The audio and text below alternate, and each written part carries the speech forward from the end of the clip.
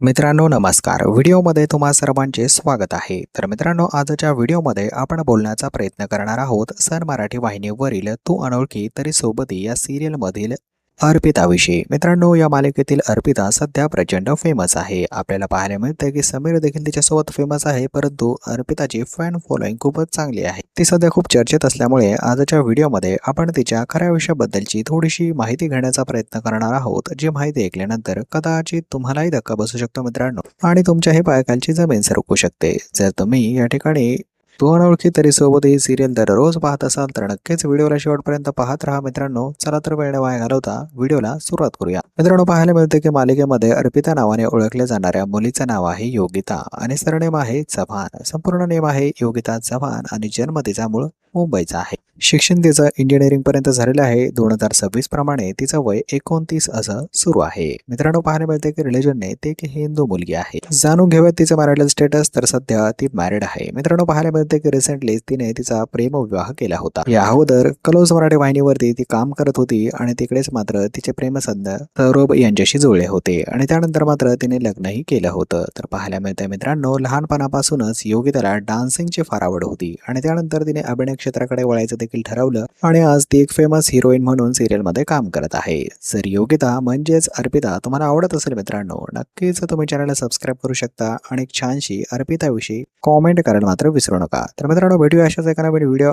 अपडेटमध्ये. तोपर्यंत नमस्कार, bye bye.